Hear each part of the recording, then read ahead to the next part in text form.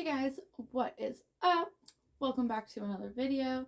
Today I have Spyro with me and we are going to be talking all about Chinese water dragons.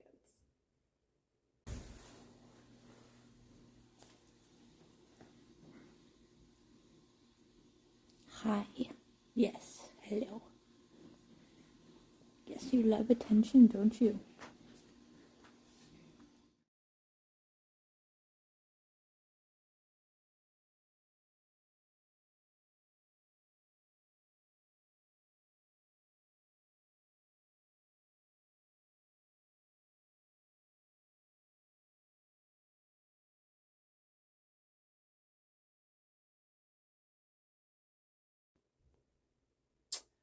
So hopefully he doesn't jump.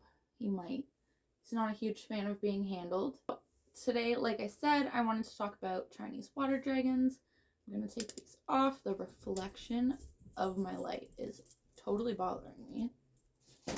So I have some little tips and pointers and things I want to talk about right here. So if you see me like glancing at the paper at all, that is what it is. So hi, Roxy's here. The scientific name is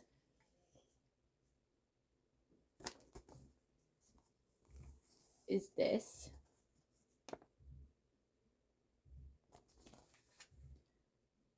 Snignathus coccinus.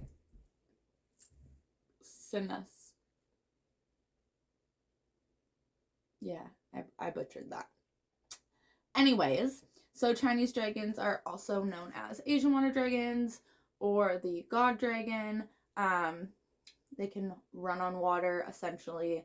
Just they run really, really fast. And the way their feet have little webbing on it on the bottom allows them to not sink into the water when they are running.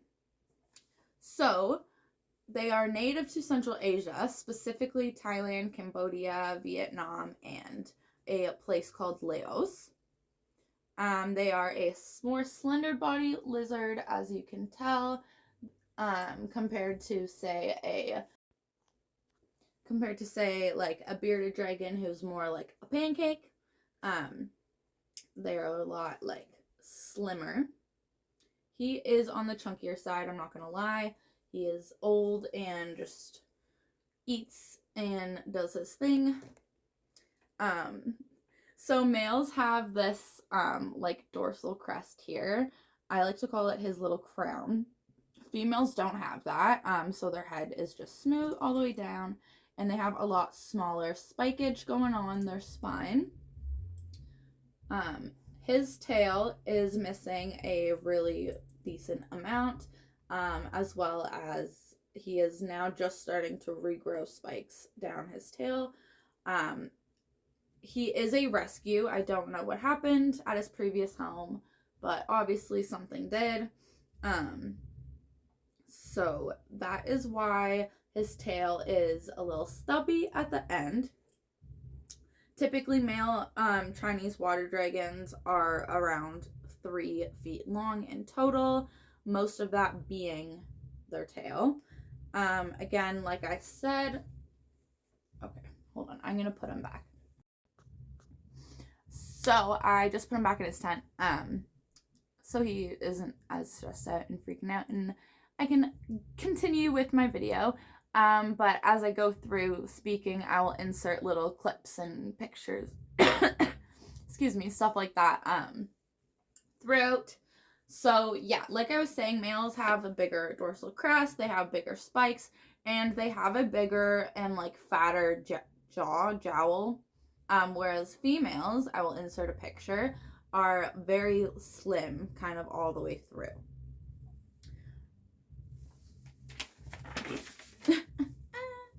So female and male water dragons both typically have the same lifespan, which is around 10 to 15 years, depending how well you take care of them. Females can live a little less if they are being bred continuously. Just something to keep in mind if you are breeding them. For diet, they are omnivores, but adults are more carnivorous. They prefer more insects and meat. So like juveniles will eat plants. Spyro refuses. He will never, ever, ever touch anything that is vegetation. But that's okay. Like I said, adults are more carnivorous. So pinky mice, fuzzy mice, different types of insects, worms, crickets, beetles, all that stuff. They need a lot of protein. You want their diet to consist of about 85 to 90% protein. And then the rest, like 10 to 15, like your vegetation, minerals, vitamins, shit like that. So for housing, probably one of the most important things when it comes to Chinese water dragons, you can't keep them in glass enclosures. It's just not a good idea at all. They don't understand the concept of glass, kind of like a bird. They think they can just go through it. So they will continuously just keep rubbing and smashing their face against the glass until it's gone, essentially. I will insert a clip of Spyro if I can find it. It might be on my old phone. Of when I first got him, his nose was so bad from smashing and rubbing against the glass. It is so much better now. He still has like a chunk that is forever going to be missing, but it's completely like healed up, and it looks good compared to what it was. So yes, you want to stay away from glass. That being said, clear, if you have to have glass or a clear enclosure like PVC, has like the acrylic doors, cover it. Just cover the glass, put paper or something over it so that they know that it's a solid thing, they cannot get through it. Spyro, that my Chinese water dragon that I just had on my shoulder here, he lives right here beside me in a 3x3x6 507 grow tent. Absolutely amazing, amazing. The best decision I ever made for him was upgrading him into this grow tent. So if you are thinking about or have a Chinese water dragon, I definitely suggest a grow tent for their enclosure. So moving on to like husbandry and stuff like that for in their enclosure, they are going to need a normal daylight and night cycle, so 12 hours of daylight, 12 hours of night. Typically, most reptile keepers just do this by putting their lights on a timer and then setting that timer to their desired time. That way you don't have to worry about it. If not, literally the easiest thing to do in this case is when you wake up, turn the lights on. When you go to bed at night, turn the lights off. Try to keep it kind of consistent with the natural daylight schedule if you can. That's what I do, and I find changing it with like the seasons and the natural daylight schedule helps him just his overall health, his shedding, his hibernation. Not that he really goes into hibernation, but his sleeping schedule and stuff like that, you know? Okay, so for humidity, you want your enclosure to be around 70%. Going higher can cause respiratory issues if it's consistently above 70%. If you think of Central Asia, they're not like a super humid, wet place. So keep in mind you want to mimic their natural habitat as much as possible. 70% humidity at night, it's always going to go up a bit. It's because you don't have any heat absorbing any of the moisture.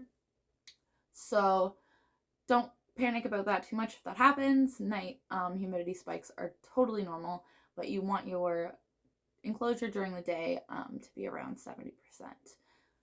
And then for heating, you want your enclosure on the warm side to stay around 80 to 85 degrees, and you always want to have a gradient temperature, so a cooler side and a warmer side. They can go on to the cooler side if they get too hot, warm up on the warmer side, etc. So 80 to 85 degrees on the warm side, and then your cool side should be around 75 degrees. You don't want You don't want to go too much lower than 75 degrees on your cool side during the day, just because Central Asia is a warmer country. Especially where I live in Canada, it gets super, super cold. So I have to really make sure that his warm side stays really warm and his cool side stays warm. And then for his basking spot, I try to keep it around 90 degrees. And that's where he like literally is just as if he was laying in the sun, you know? So, like I said when I had Spyro out, he doesn't really like being handled. Chinese water dragons, from the keepers I've talked to and other videos, and keepers that I've watched, typically aren't very fond of being handled. They're not like a bearded dragon, which typically you can just kind of chill with. Chinese water dragons are very, very flighty. They are a very like prey-like lizard, and they are very fast. When I let Spyro roam around and like get out of his enclosure, like he is zooming. So just keep that in mind. If you're gonna get one, they're not one that you're gonna be able to like cuddle and snuggle with. Alrighty, so that is pretty much everything. I will link my care guide that I was referring to in the description below, so you can check that out if you want. It also has a complete list of all the supplies you will need, and it goes into a lot more detail on all of the topics that I touched on. Now I'm going to show you quickly Spyro's enclosure, and yeah, hope you guys enjoyed.